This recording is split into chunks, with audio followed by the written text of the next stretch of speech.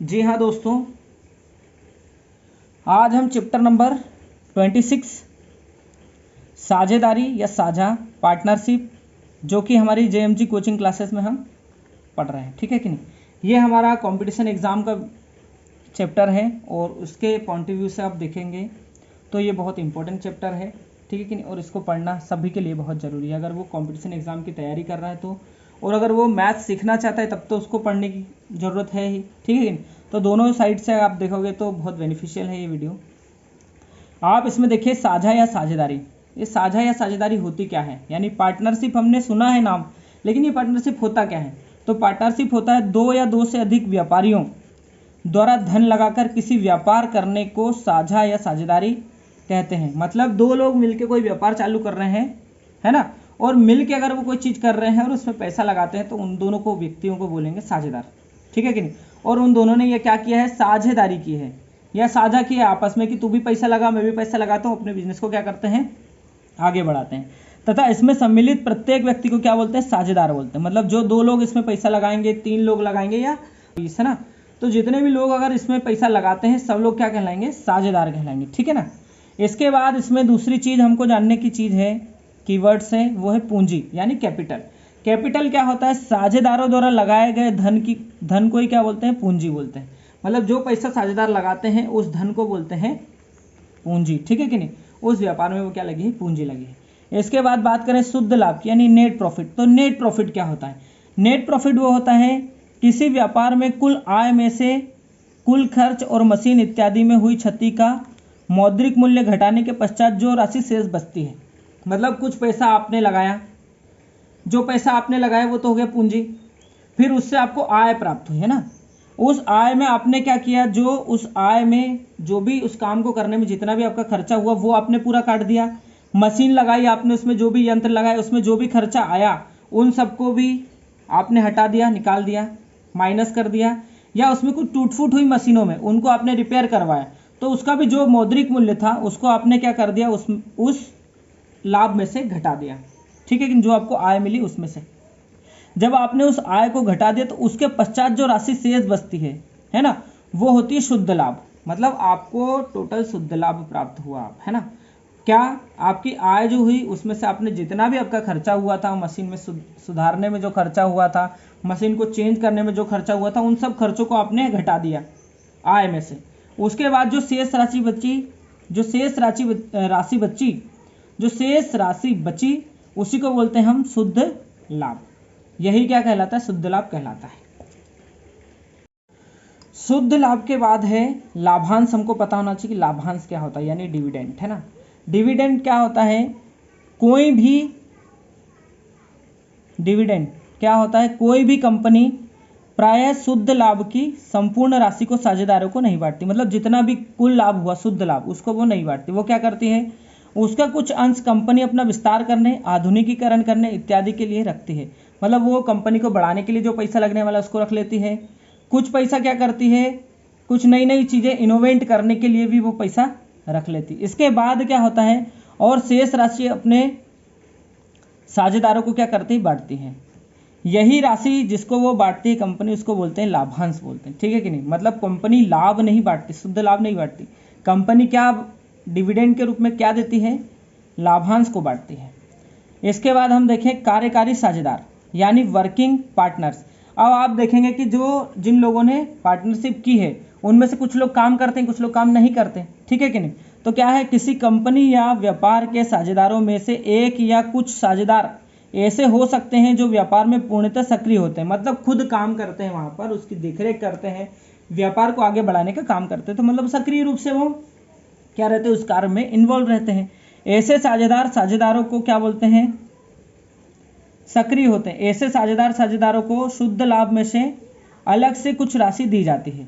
मतलब क्या है, जो लोग काम करते हैं उनको उनकी सैलरी मिलती है, सीधी सीधी बात ये है, ठीक है कि नहीं। तथा शेष राशि को सभी साझेदारों के बीच तथा समय के अनुपात में बांट दिया जाता है, ठीक है कि नहीं।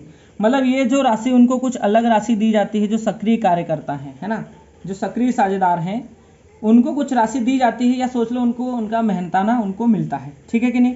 या फिर शुद्ध लाभ में से उनको उनकी राशि दे दी जाती है, उनको कुछ एक्स्ट्रा पैसा दिया जाता है। जो शेष राशि बचती है उनको सभी साझेदारों के बीच पूंजी के रूप में समय के अनुपात में बांट दिया जाता है। अब साझेदारों को कैसे बांटते हैं, ये जब हम क्वेश्चन करेंगे तब हमको पता चलेगा कि अनुपात में बांटते हैं और किस टाइप से बांटते हैं, कैसे बांटते हैं, ये चीज़ें हमको आगे पता चलेगी, कैसे करके बांटते हैं, ठीक है कि नहीं। इसके बाद कुछ रहते हैं निष्क्रिय साझेदार, है ना। तो निष्क्रिय साझेदार क्या होते हैं? निष्क्रिय साझेदार क्या होते हैं? स्लीपिंग पार्टनर होते हैं, है ना। तो स्लीपिंग पार्टनर क्या होते हैं? ऐसे साझेदार व्यापार में सक्रिय रूप से भाग नहीं लेते, मतलब वो क्या करते हैं, अपना पैसा लगाते हैं और कुछ जाके व्यापार को देखना, उसको संभालना, ऐसा कोई काम नहीं करते। वो सिर्फ क्या करते हैं, पैसा लगाते हैं। उनकी मात्र पूंजी एक निश्चित समय तक के लिए लगी होती है। कुल शुद्ध लाभ में से कार्यकारी साझेदारों को अलग से दी जाने वाली राशि के बाद, मतलब जो लोग उसमें प्रॉपर वर्क कर रहे हैं बिजनेस में, उनको लाभ में से उनको उनका जो भी है बन रहा है उनको दे देते हैं अलग से। उसके बाद जो राशि बचती है, शेष बचता है, उसे निष्क्रिय साझेदारों के बीच पूंजी के साथ समय के अनुपात में बांट देते हैं, ठीक है कि नहीं।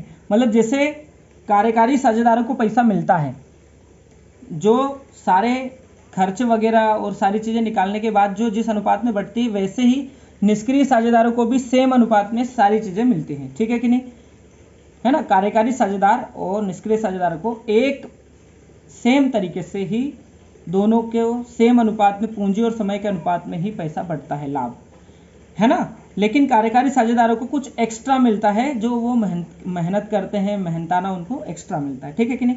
लेकिन निष्क्रिय साझेदारों को ये मेहनताना नहीं मिलता।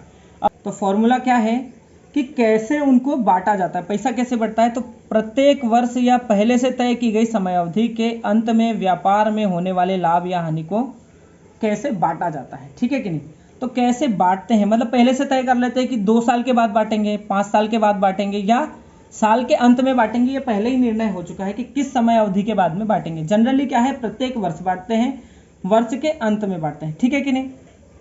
तो लाभ और हानि दोनों को बांटते हैं। अगर हानि हुई है बिजनेस में तो हानि में भी सभी लोगों को पैसा लगता है, और अगर लाभ हुआ है तो सभी को पैसा मिलता है, ठीक है कि नहीं। तो कैसे बढ़ता है, प्रत्येक साझेदार की पूंजी, प्रत्येक साझेदार की पूंजी गुना करेंगे पूंजी लगी रहने का समय, कितने समय तक पूंजी लगी रही, ठीक है कि नहीं, के अनुपात में साझेदारों में बांटा जाता है। अब कैसे बांटा जाता है, ये हम जब क्वेश्चन को सॉल्व करेंगे तब हम इजीली इसको अच्छे से समझ पाएंगे। तो हम देखते हैं क्वेश्चन नंबर 1 पे कि हमारा क्वेश्चन नंबर 1 क्या है। हमारा क्वेश्चन नंबर 1 हमारे सामने है, और इस क्वेश्चन को जब हम करेंगे तो हमें स्पष्ट हो जाएगा कि आखिरकार ये धन बंटता कैसे है, ठीक है कि नहीं। तो इस क्वेश्चन को बहुत ध्यान से देखने की ज़रूरत है। जब ये क्वेश्चन हमारा पूरा सॉल्व हो जाएगा, इस क्वेश्चन को सॉल्व होने के अंत में आपको कुछ भी क्यूरी नहीं बचेगी, आपका एकदम क्लियर हो जाएगा कि कैसे पैसा बांटा जाता है। देखते हैं क्वेश्चन नंबर 1। प्रश्न नंबर 1 क्या है, 3 साझेदारों PQR ने क्रमशः रुपये 45,000, 70,000 तथा 90,000, कितना 90,000 का निवेश करके एक व्यापार आरंभ किया। मतलब सब लोगों ने पैसा लगाया और आपस में क्या बन गए, साझेदार बन गए। 2 वर्ष के अंत में उनको 3,69,000 का लाभ कमाया।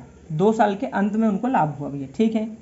इस लाभ में PQR में से प्रत्येक का भाग कितना है, ये अपने को बताना है, ठीक है कि नहीं। तो हमको उस भाग को निकालने के लिए उनका अनुपात निकालना पड़ेगा, ठीक है कि नहीं, और सारे साझेदारों का अनुपात बनाना पड़ेगा।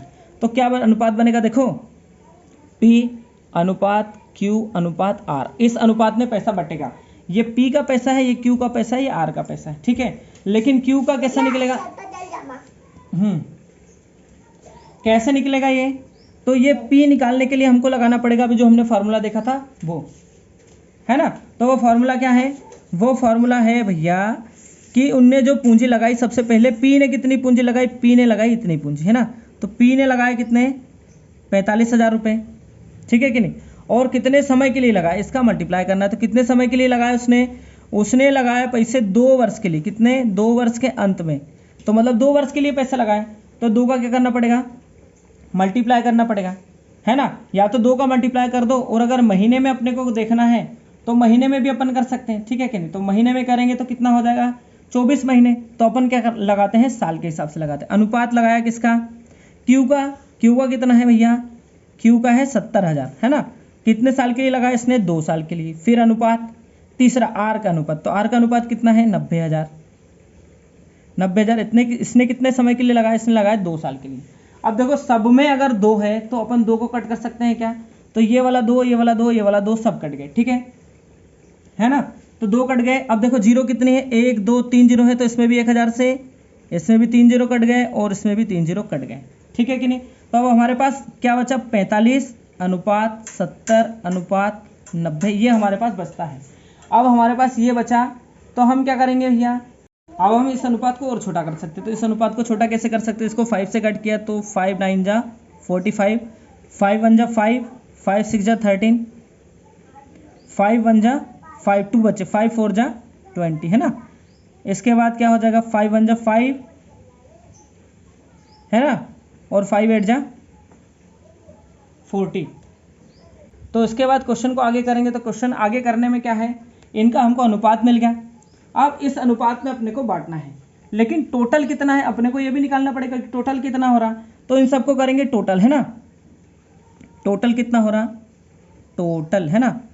तो इस अनुपात में बांटना है, लेकिन टोटल कितना हो रहा, तो 18 में अगर 4 प्लस करेंगे तो कितने हो जाएंगे, 18 में 4 प्लस करेंगे तो हो जाएंगे 22, है ना, और 22 में 10 प्लस करेंगे कितना हो जाएगा 32, 32 में 9 प्लस करेंगे कितना हो जाएगा 41, ठीक है। टोटल 41 है और इसको इस अनुपात में बांटना है।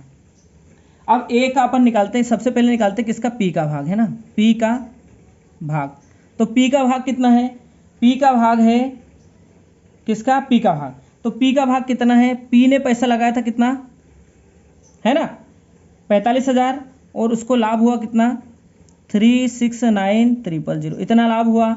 इसको कितना मिलेगा, 9 पार्ट मिलेंगे, टोटल पार्ट कितने हैं 41, ठीक है। आप चाहो तो इसको कट कर दो, चाहो तो क्या कट तो करना ही पड़ेगा, और मुझे जहाँ तक लगता है ये किससे कट जाएगा, 41 जो है ये 41 से ही कटेगा, और ये कट सकता है 9, 1 और 9 मतलब 9 टाइम कटेगा, जहाँ तक मुझे लगता है। आप करके देख लेना, 9 टाइम ही कटेगा। कितने जीरो है, 1 2 3 0, तो इसको कितना मिलेगा, 9 9 जा 81, मतलब इसको मिलने वाला है 81,000 रुपीज़, ठीक है। इसके बाद चलेंगे हम किस पे, क्यू का भाग, है ना, क्यू का भाग। तो क्यू का भाग टोटल कितना मिला, 9,000 मल्टीप्लाई इसको कितना मिला 14 अपॉन में क्या है 41, 41 से फिर कितना, वही 9,000 टाइम में कट जाए, ठीक है कि नहीं। अब इनका मल्टीप्लाई कर दो, है ना, तो 14 नमक कितना होता है 126, है ना, और 1230 मतलब इतना रुपया इनको मिलने वाला है, किसको, क्यू को। इसके बाद अपने को लगाना है किसका, आर का भाग, आर का भाग, आर का भाग। तो आपने देखा कि यहाँ पे इसको कट करने पे 41 से कितना आता है 9,000 आता है, और इसका अनुपात कितना है, आर का अनुपात है 18, मतलब मल्टीप्लाई करना है। तो 18 9 जा कितना हो जाएगा 162, और कितने जीरो आ जाएंगे 30, मतलब अगर आप क्या करें इस टाइप से अगर करते हैं तो आपको तीनों व्यक्तियों को कितना कितना पैसा मिलने वाला है, कितना कितना लाभ मिलने वाला है, ये अपन ने क्या कर दिया, पूरा आसानी से फाइंड कर लिया। मैं ऐसा समझता हूं कि आपको ये क्वेश्चन पूरा समझ में आ गया होगा, ठीक है कि नहीं। और अगर ये क्वेश्चन पूरा आपको समझ में आ गया है, ठीक है, तो वीडियो को लाइक कर देना, ठीक है कि नहीं। और अगर समझ में नहीं आया तो एक बार और वापस से देख लेना, आपको पूरा समझ में आ जाएगा। अब चलते हैं इसी टाइप के एक और क्वेश्चन पे, क्वेश्चन नंबर 2 पर, ठीक है। जी हाँ दोस्तों, हमारा क्वेश्चन नंबर 3 नहीं ये 2 है ना। कौन सा है ये, 2 नंबर क्वेश्चन है। 3 वाले ABC मिलकर एक चारागाह रुपये 26,600 रुपये किराए पर लेते हैं, है ना। वो क्या करते हैं, इतने किराए पर लेते हैं। ए अपनी 18 गाय 4 महीने चराता है, और बी अपनी 16 गाय, है ना, बी अपनी 16 गाय 6 महीने चराता है, और सी अपनी 14 गाय 7 महीने चराता है। इसके लिए बी को कितना किराया देना होगा, तो उसको कितना किराया देना होगा ये अपने को बताना है। और ये जो है साझेदारी का क्वेश्चन है, तीनों मिलके क्या करेंगे, उसको पैसा देंगे किराए का, है ना। तो कितना पैसा देंगे उसको फाइंड करने के लिए सबसे पहले हमको क्या करना पड़ेगा, ABC का अनुपात निकालना पड़ेगा। तो A अनुपात B अनुपात C, ठीक है कि नहीं। तो तीनों का अनुपात अपन ने निकाला, तो A की क्या है 18 गाय, है ना। तो A की 18 गाय, है ना, और उनने कितने समय तक 4 महीने तक चराया, ठीक है। ऐसे ही बी ने अपनी 16 गायों को 6 महीने तक चराया और ऐसे ही सी ने अपनी 14 गायों को 7 महीने तक चराया, ठीक है कि नहीं। ये उनके चराने का अनुपात निकल गया, गायों और चराने का अनुपात। अब इसको किससे कट कर सकते हैं भैया, आप कट कर सकते हो किससे, 2 से कट हो जाएगा क्या, बिल्कुल हो जाएगा 2 से। ये कितने टाइम हो गया, 7 टाइम। ये कितने टाइम हो गया, 8 टाइम। और ये कितना हो गया, 9 टाइम, ठीक है। और किसी से कट हो रहा है क्या, तो और इसके बाद ही किसी से कट नहीं हो रहा है, ठीक है। इसको करेंगे तो 9 चुको कितना हो गया, 36, 8 छंग 48 और 7 7 49। ये उसका क्या है, रेशो निकल गया, ठीक है। अब अपने को टोटल निकालना है, क्या निकालना है, टोटल, है ना। तो टोटल आप निकालोगे तो टोटल हो जाएगा कितना, 50 और 50 100, है ना। कितने कम, 3 कम तो हो गए 97, 97 इधर 3 जोड़े तो अपन ने कितने हो गए, 100 और 33, यानी हो गए 133। आपका कैलकुलेशन एकदम फास्ट होना चाहिए, जितना फास्ट आप कैलकुलेशन कर लेंगे आपके मैथ्स उतनी इजीली आपसे हो जाएंगे। तो ए का किराया, है ना, ए का किराया, है ना, टोटल कितना है, 26,600। कितना है, 26,600। पहले वाले को देना है 36 देना है पहले वाले को, टोटल 133। तो 133 से ये कट जाएगा 2 बार में और 2 0 आ जाएगा। मल्टीप्लाई कर लो तो 6 दूनी 12 के 2 सिलाए 1, 3 दूनी 6 और 1 7, कितने 0, 2 0, है ना। मतलब इसको देना पड़ेगा 7,200 रुपये, ठीक है। बी वाले का देखो तो बी का किराया कितना हो जाएगा, बी का किराया हो जाएगा क्या, 200 ही आएगा कट होने पे। 200 का गुना करना पड़ेगा किसमें, 48 में। कर दो, 8 दूनी 16 के 6 सिलाए 4 दूनी 8 और 1 9, 2 0 यानी 9,200 इसका आ गया, ठीक है। इसके बाद सी का अगर निकालना हो तो सी का किराया निकलेगा, सी का किराया कितना निकलेगा, वही 200 में किसका गुना करना पड़ेगा, 49 का। मतलब 200 इसमें और जुड़ जाएंगे, है ना, इसमें 200 और जुड़ जाएंगे या गुना कर लो तो 200 जुड़ जाएंगे, कितना हो जाएगा, ये हो जाएगा 96 और 2 कितना हो जाएगा 98, ठीक है।